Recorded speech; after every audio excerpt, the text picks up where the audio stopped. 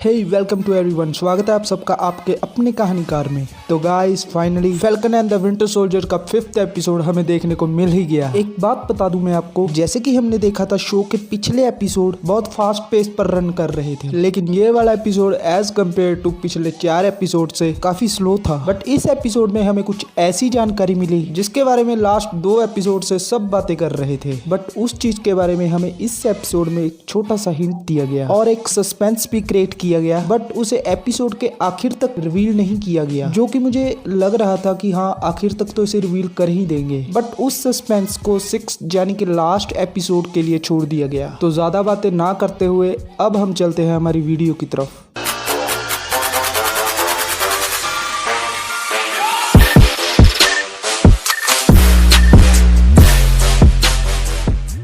तो guys episode के शुरुआत में ही हम देखते हैं कि जॉन वॉकर बहुत तेज कहीं तो भागकर जा रहा है और वो काफी परेशान होता है और उसके दिमाग में बहुत कुछ चल रहा होता है और उसे याद आ रहा होता है कि उसने कैसे फ्लैग स्मैशर को मारा और फ्लैग स्मैशर्स ने कैसे उसके दोस्त लेमार्क को मारा। और तभी भागते भागते वो एक बेयर हाउस में पहुंच जाता है और लेमार्क की बातें याद कर रो रहा होता है, काफी चीखता चिल्लाता है और कह रहा होता है काश मैंने तुम्हारी बात मान ली होती, अगर तुम्हारी बात को समझ लेता मैं। ये सब बातें वो कह ही रहा होता है कि तभी सैम और बकी ढूंढते ढूंढते उसे उसी बेयर हाउस में पहुंच जाते हैं और दोनों ही जॉन वॉकर को समझाने लगते हैं कि जो भी हुआ उसमें तुम्हारी बहुत बड़ी गलती थी, तुम्हें उस फ्लैग स्मैशर को मारना नहीं चाहिए था। कि तभी जॉन वॉकर कहता है कि उसने मेरे दोस्त को मारा था, उसकी यही सजा थी। कि तभी बकी कहने लगता है कि उसने तुम्हारे दोस्त को नहीं मारा था। और तब सैम और बकी जॉन वॉकर को कहने लगते हैं कि जो भी हुआ अगर तुम वो गवर्नमेंट को समझाओ तो शायद वो तुम्हारी बात समझ जाए। और इसके साथ ही सैम जॉन वॉकर से वो शील्ड वापस मांगता है और इस बात से जॉन काफी चिढ़ जाता है और सैम और बकी से कहता है कि तुम दोनों अब मेरा रास्ता छोड़ोगे या फिर तुम दोनों ने मार खानी है।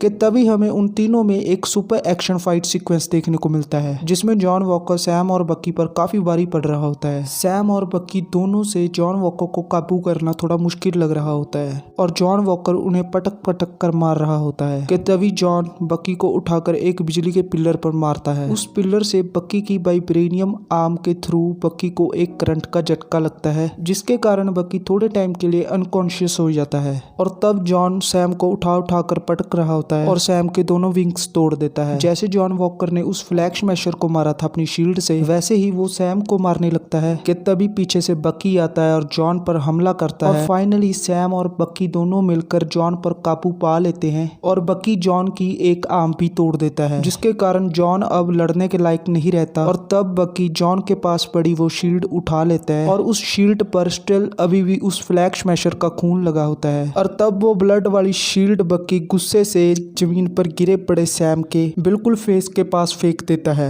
और इस सीन को देखकर ऐसा लगता है जैसे बकी सैम को शील्ड पर लगा वो ब्लड दिखाकर कह रहा हो कि ये सब तुम्हारे कारण है, अगर तुम उस दिन शील्ड को वापस ना करते तो आज ये सब कुछ ना होता। हालांकि बकी बोलकर ऐसा कुछ नहीं कहता सैम से, बट अगर आप इस सीन को देखोगे तो आपको पता चलेगा कि बकी को उस टाइम कुछ बोलने की जरूरत ही नहीं थी, क्योंकि सैम को देखकर यही लग रहा था जैसे सच में उसे इस बात की गिल्ट हो कि ये सब उसके कारण ही हुआ है और उसका शील्ड को वापस करने वाला फैसला बहुत गलत था। उसके बाद सैम और बकी वहां से चले जाते हैं। उसके बाद हम देखते हैं कि जीआरसी ने फ्लैग स्मैशर्स के ठिकानों पर लगातार छापे मारे हैं, बट कार्ली वहां से पहले ही निकल चुकी होती है और जीआरसी के हाथ कुछ नहीं लगता। कि उसके बाद अगले ही सीन में हम देखते हैं टॉरस आकर सैम से मिलता है और उसे बताता है कि सिचुएशन बहुत ज्यादा बिगड़ चुकी है। कैप्टन अमेरिका ने एक इंसान को पूरी दुनिया के सामने कुचल डाला, हालात बहुत नाजुक हैं। और तब टॉरस सैम से उसके टूटे हुए विंग्स के बारे में पूछता है, बट सैम उसे कोई जवाब नहीं देता और चुप ही रहता है। और तब सैम और टॉरस कुछ बातें करते हैं और तब सैम वहां से शील्ड लेकर जाने लगता है। कि तभी टॉरस उसे पीछे से आवाज मारकर कहता है कि तुम अपने विंग्स यहाँ पर ही भूल रहे हो। और तब सैम कहता है इसे तुम ही रख लो। और इस बात से ये बात कन्फर्म हो जाती है कि सैम के कैप्टन अमेरिका बनने के बाद टॉरस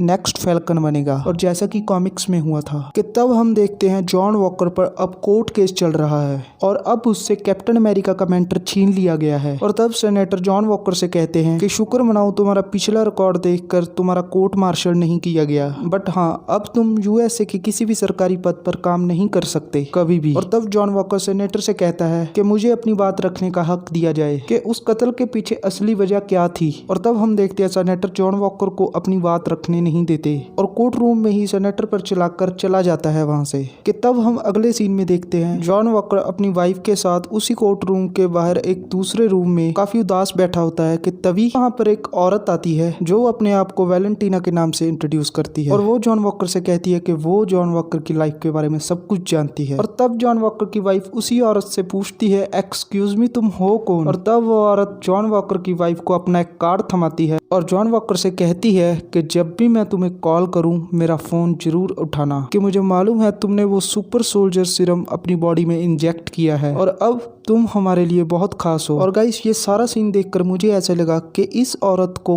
कहीं ना कहीं शैरन कार्टर ने जॉन के पास भेजा है और जिस तरह से ये औरत जॉन पर अपना इंटरेस्ट शो कर रही है और उसकी बातों से ये लग रहा था कि कहीं ना कहीं ये पावर ब्रोकर के लिए काम करती है। और ये सारा सीन होता है और वो औरत वहां से चली जाती है कि तभी जॉन की वाइफ जॉन को वो कार्ड दिखाती है जो कि गाइस दोनों तरफ से खाली होता है जिस पर एक सिंगल वर्ड भी नहीं होता। और उसके बाद हम देखते हैं कार्ली अपने पुराने बेस पर पहुंचती है, यहाँ पर वो पहले रहा करते थे और उसके साथ उसके कुछ फॉलोअर्स भी होते हैं। कि तभी कार्ली को पता चलता है कि जीआरसी ने सभी रिफ्यूजीज को उनकी कंट्री में वापस भेजने का ऐलान किया है। और तब कार्ली कहती है कि अब आर पार की जंग होगी और कार्ली काफी गुस्सा होती है और कहती है मूवमेंट जारी रहेगी।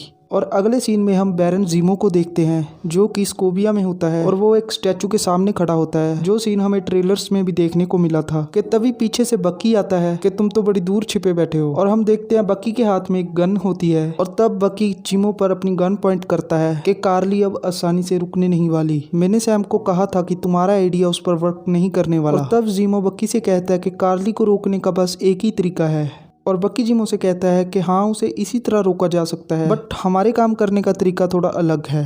यानी कि बकी स्टीव रॉजर्स के काम करने के स्टाइल के बारे में बात कर रहा होता है जिसे सैम इस शो में बहुत अच्छी तरह फॉलो कर रहा है। और तब बकी अपनी गन लोड करता है और ट्रिगर दबा देता है बट गाइस उस गन में बुलेट्स नहीं होती, उस गन की सारी बुलेट्स बकी के दूसरे हाथ में होती हैं। और जो सीन हमने ट्रेलर्स में देखा था कि बकी जीमो के आगे अपनी सारी बुलेट्स फेंक रहा होता है और तभी वो सीन आता है और बकी के चेहरे पर एक स्माइल आती है और वो 2 कदम पीछे हटता है कि तभी हम देखते हैं डोरा मिलाजे जाने के वकांडा वासी वहां पहुंच चुके थे और वो जीमो को लेने के लिए आए थे। और जब डोरा मिलाजे जीमो को लेकर जाने लगते हैं और तब जीमो बक्की से कहता है कि मैंने तुम्हारी डायरी से अपना नाम काट दिया, उस गुस्ताखी के लिए मुझे माफ करना दोस्त। और तब डोरा मिलाजे बक्की से कहती है कि अब ये अंडर वाटर जेल में जाएगा और आखिरी सांस तक वहीं रहेगा। और जाते जाते बक्की से कहती है कि अब तुम थोड़ा टाइम वकांडा से दूर रहना व्हाइट वुल्फ। और तब बक्की नाकिया से कहता है कि मुझे तुमसे एक फेवर चाहिए और ये फेवर वही सस्पेंस है जिसके बारे में मैंने स्टार्टिंग में बात की थी।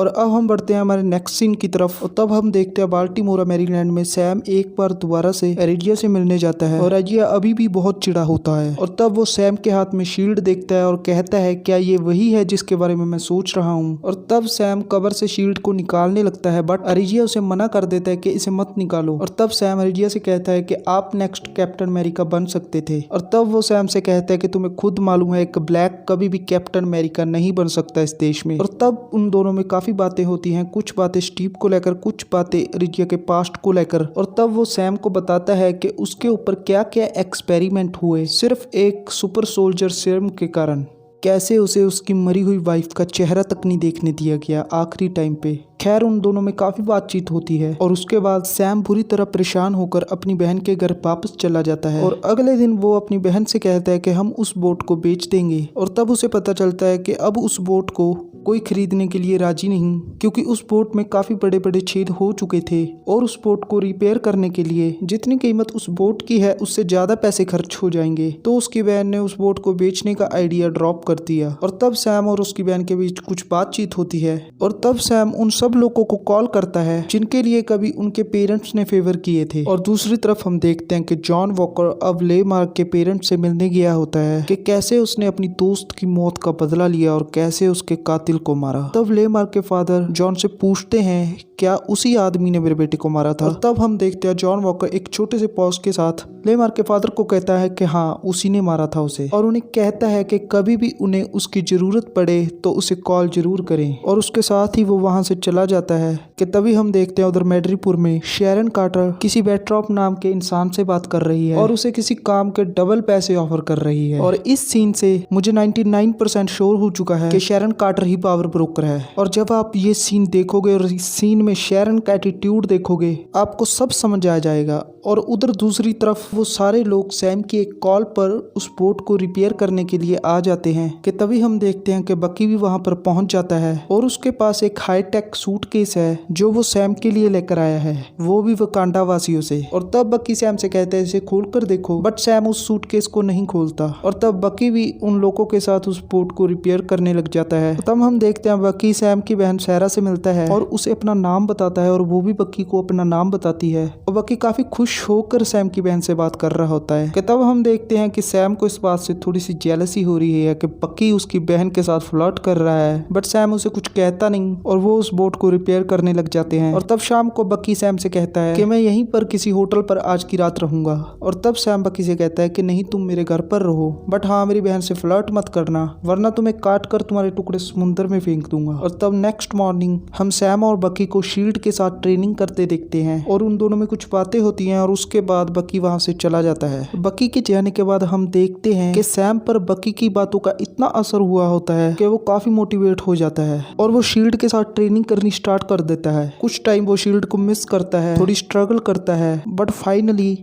अब शील्ड उसके इशारों पर नाचने लग जाती है और सैम शील्ड के साथ बहुत मेहनत करता है। उसके बाद सैम हमें वही हाईटेक सूट खोलता हुआ दिखाई देता है, बट दिखाया नहीं जाता कि उस सूट में ऐसा क्या है। यहाँ तक मुझे लगता है बकी सैम के लिए वाइब्रेनियम से बना एक नया सूट लेकर आया है ताकि कोई दोबारा से सैम के पंख ना तोड़ सके, या फिर वाइब्रेनियम से बनी कैप्टन अमेरिका की नई कॉस्ट्यूम होगी। गाइज आपको क्या लगता है कि उस सूटकेस में ऐसा क्या होगा? प्लीज जल्दी से कमेंट कर बताओ कि उस सूट में ऐसा क्या हो सकता है। कि दूसरी तरफ हम देखते हैं कार्ली को जो कि किसी फ्रेंच आदमी के आने का इंतजार कर रही होती है एक गार्डन में। और तब उसका एक फ्रेंड कहता है कि तुम उस क्रिमिनल के साथ काम करोगी। तब कार्ली कहती है तुमने न्यूज़ नहीं देखी, अब हम सब क्रिमिनल हैं। और तब वो अपने उस दोस्त से कहती है कि दुश्मन का दुश्मन हमेशा दोस्त होता है। कि तभी हम उस फ्रेंच आदमी को देखते हैं जो कार्ली के पास पहुंच चुका होता है। बेसिकली इस आदमी का सैम से कोई चक्कर होता है। सैम ने कभी पास्ट में इसका बैंड बजाया होता है और अब वो सैम को मारकर उससे बदला लेना चाहता है, इसलिए कार्ली उससे अब हाथ मिला रही होती है। तब कार्ली उस आदमी से कहती है कि हम GRC को खदेड़ कर एक बार फिर से अपने हक लेंगे। कि तब वो फ्रेंच आदमी कार्ली से कहता है कि मुझे GRC से कोई मतलब नहीं, मुझे सिर्फ सैम चाहिए। और तब कार्ली उसे कहती है कि तुम्हें जरूर मौका मिलेगा। और तब हम देखते हैं उस गार्डन में जितने भी लोग बैठे होते हैं वो सारे कार्ली के फॉलोअर्स होते हैं। वो कार्ली की एक विसल पर एक्शन में आ जाते हैं। उधर हम देखते हैं GRC और गवर्नमेंट के बीच मीटिंग चल रही होती है। गवर्नमेंट GRC से कहती है उन रिफ्यूजीज को उनकी कंट्री में वापस भेजना पड़ेगा। और तब उस कॉन्फ्रेंस में एक औरत कहती है कि हम उनके साथ ऐसा नहीं कर सकते, वो भी तो आखिर इंसान ही हैं। कि तभी हम देखते हैं उस कॉन्फ्रेंस में जो बॉडीगार्ड्स होते हैं वो एक दूसरे से वो फ्लैग स्मैशर्स वाले अल्फाज कह रहे होते हैं, एक देश एक नारा वटेवर जो भी उनका वो स्लोगन है। कि तभी अचानक फ्लैग स्मैशर्स उस कॉन्फ्रेंस में पहुंच जाते हैं और मारकाट शुरू कर देते हैं और 5th एपिसोड यहीं खत्म हो जाता है। तो कैसा लगा आपको falcon and the winter soldier का 5th एपिसोड? प्लीज कमेंट कर अपनी राय दे। और 6th एपिसोड में हमें और क्या नया देखने को मिल सकता है, जल्दी से जल्दी कमेंट कर बताओ गाइस। और 6th एपिसोड यानी कि फाइनल एपिसोड की वीडियो देखने के लिए हमारा चैनल सब्सक्राइब कीजिए। इस वीडियो को अपने फ्रेंड्स के साथ शेयर कीजिए। Keep safe, stay home, stay blessed. Thank you. फिर मिलते हैं एक और नई वीडियो के साथ।